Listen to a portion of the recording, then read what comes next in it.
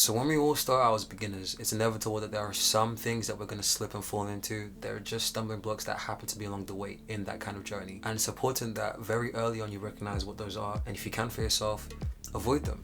So I'm going to give you guys some tips as beginners or intermediate who are in that learning to growing phase, looking to basically adapt and develop their skills. And these are going to be some technical, practical skills that you can implement today that I think will really take your filmmaking or videography to the next level.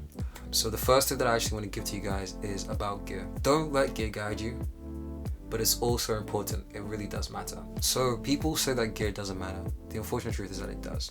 Everybody talks about it on the internet. Get the A7S III, get the Canon GX5, get the Fujifilm X-T, get the Leica Q3. Names are thrown around. Brands are thrown around, okay? As a beginner, this is probably a lot for you to hear. When you hear those types of names, when you hear those types of brands, those are really aimed at prosumer or entry-level professionals. They aren't cameras for you. Number one, when you do get bigger, more bulkier, more professional cameras, you are going to have a bit more of a learning curve. It's going to be a bit more difficult to learn and understand the things you need to as a beginner or as an intermediate person.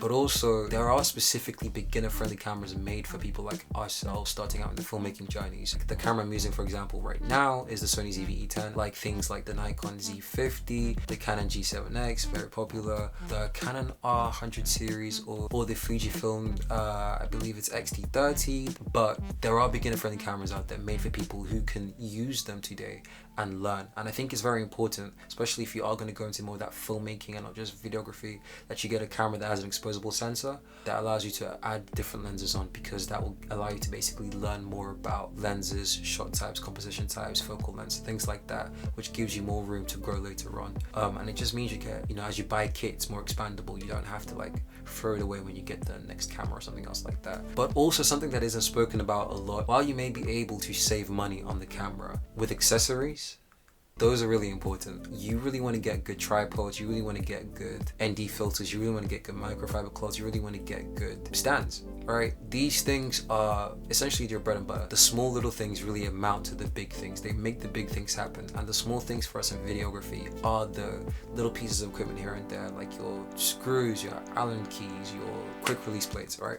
These things are important. And what you don't want to do is fall into the trap of buying really cheap, plasticky, aluminium, like not really strong pieces of equipment. When you're starting out, there's maybe not a lot of money there. There's maybe not a lot of finances there to really push you through this business aspect of it, right? And you're gonna make those decisions to be like, okay, let me just, where can I save money? Where can I save money? Where can I? But the truth of it all is that saving money now is gonna cost you to spend a lot more down the line. If you can right now, the things that you can spend a bit more, they're gonna be huge things. So brands to look out for, like K&F, they're really big with a lot of ND filters, and they're really good with tripods as well. Small Rig basically have an entire monopoly of rigging equipment, tripods, cold shoe mounts, things like that. Newer, they have a couple of decent things, good tripods, good light stands.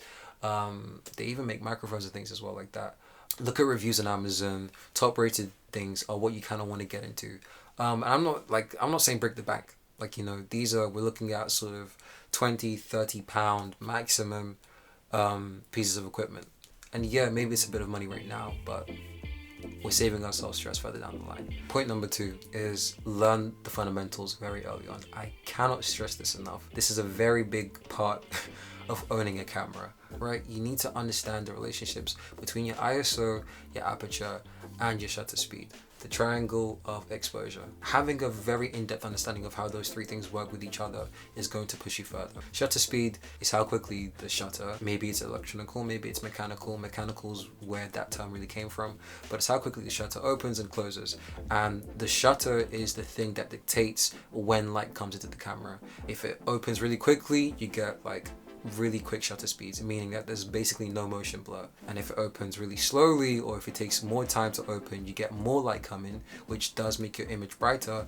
But then what that means is you get blurred motion because it's all like one picture. Aperture is mainly for the lens. So your lens will have a specific aperture. It will either be in f-stops, which is most lenses that you'll probably be used to, or t-stops, which is more for the cinema lenses. They are sort of parsimonious, not really parsimonious, but essentially with an f-stop or a t-stop, the lower the number, 8 down to 4 down to 2.8 down to 1.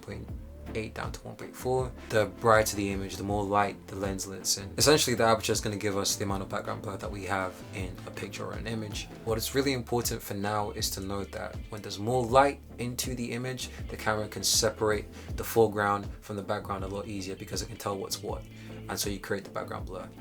That's how the aperture stuff works. And on the flip side over here, we have the ISO. ISO is something that your camera deals with internally. It's basically, if anybody knows music production, it's like the amount of gain the camera adds internally to the image. So your camera will have a natural or base ISO is what it's most likely known in the industry. Which means this is the ISO that your camera is basically tailored to operate at. If you take the ISO down, the image will be slightly underexposed, and if you bring it up, it will be a bit overexposed. Obviously, in different scenarios, you will have to change the ISO to compensate for the lighting, but it's always a good idea to look out for what your camera's base ISO is and learn from that. But I also think what is a really good practice, if early on you can do this, is to start to use manual lenses.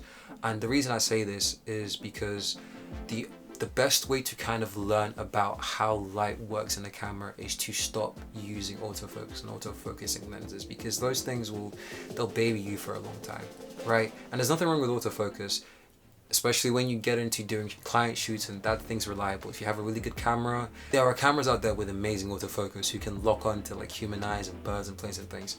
Those are amazing. Those are amazing pieces of tools to have in your kit for sure. But to understand the concepts of light and how light works in the camera, it's fairly important in my opinion that you take on manual focusing and manual lensing as quickly as possible. And it can be quite daunting, but there are tutorials everywhere on YouTube, on Coursera, everywhere for you to learn these things. Learn your exposure triangles, your shutter speeds, your apertures, your ISOs, and learn how to manual focus. Those two things go in hand, and you'll be able to better tailor your photography, videography to anything it is that you really need to do. And that really leads on to the next point that I was talking about is learn to edit better. Especially when you start out, you are going to be your own editor. When you get into high production sets, when you get into teams and all these things further down in your career, maybe 3, 4, 5 years into your career, you'll be working with other people. You'll have someone who you can hire out as an editor to edit your work. You'll have someone who can produce. You'll have someone who can deal with the business. You'll have someone, right? It's gonna happen. But at the start, when you're beginning, when you're learning, you're gonna have to do the editing for yourself. And the unfortunate truth is we live in a social media age. If the visuals don't look good, people won't pay attention to it, right? You can shoot the best frames. You can get the most creative angles. You can do the most wild stylistic shots, but if they aren't edited good, people aren't going to pay attention. And again, like I said, with the manual focusing, there are loads of tools out there in the world for you to learn. Coursera, Skillshare, different masterclasses, YouTube free tutorial. You can even just Google stuff. It's all out there for you to learn, but it's important that while you're brushing up on your videography skills, your actual shooting skills, you brush up on your editing skills. Obviously there's things like color grading, if you want to go even further into VFX and post, production, stuff like that. But also, that's to say, do not neglect sound. It is important to get yourself a good microphone, but not just that. When you're editing in post, add sound effects. Your whooshes, your transitions, different footsteps, all these things create an experience for the people you're trying to produce for. And that's what we have to keep in the back of our minds, is that you're not just making pretty movies, you're not just making pretty visuals, you're not just doing this and that, unless you're in photography, which is a completely different situation. But when you're in filmmaking, videography, or if you want to get into it, cinematography, sound is as big as the visuals itself. Sound design is a huge part of making a film, of shooting, and you can't neglect it. It's important to not neglect sound. But also, when you're editing, it's really important for you to get your own creative style, right? Break things down, see how they work. It doesn't really matter which program you're on. Maybe it's Premiere Pro, maybe it's Final Cut, maybe it's DaVinci, the superior one. But whichever program you're on, really have a deep dive into that. And like I said, there are courses out there that can show you different things if you need to, but explore, have fun. Because when you're starting out, that is the most fun you're going to have. When you get into making it a business, it starts to get more about money and deliverables and stuff like that. When you're starting out, really have as much fun as you can with these things, because that's what they are. They're fun. That's why we're in this thing. It's fun. It makes us feel good. The creative element makes us feel good. So while you have the time and you're learning, have fun breaking things down, seeing how they work, understanding programs, and it's all about creating your own visual style. That's what you're going to market to people further on down the line. Anybody can nowadays buy a camera and pointing and shooting at stuff, but what's important really is for you to get your own style. And I think a bonus tip is that what necessarily works today may not work tomorrow. If right now you're starting out Final Cut because it's easy for you, but you decide actually I wanted to go to DaVinci, don't let things be daunting to you. Make transitions, move. Brand loyalty isn't going to help you. If today you start with a Sony camera but you decide that you really like Canon's color science, go with a Canon camera. If you really love autofocusing as opposed to manual focusing, stick with autofocusing. There's nothing wrong with that. But it's just to say that try as much as you can while you can before you nicheify yourself and get to a stage where you've built up a certain clientele around something and it's maybe a bit too late to backtrack. But yeah, those are, I think, the three biggest practical technical pieces of advice I could give to you. Number one is to remember that while gear doesn't really matter, it's important that you situate yourself with the right gear at the correct time. Number two, again, you need to get on your zoom with the exposure triangle. Learn your fundamentals. It is the most important thing of owning and operating a camera. You need to know your exposure triangles, and manual focusing and manual lenses will probably help along with that. And the last piece of advice is to edit. Never stop learning about editing, especially when you get further in your progression as a filmmaker or a cinematographer. A good camera operator, director, DOP, they will shoot, they will operate with the editor in mind. So today, while you can, learn how to edit as much as possible. Even if you aren't looking for an editing role, even if you aren't looking to edit, being in the videography space, you're kind of going to have to edit. But yeah, peace out, guys.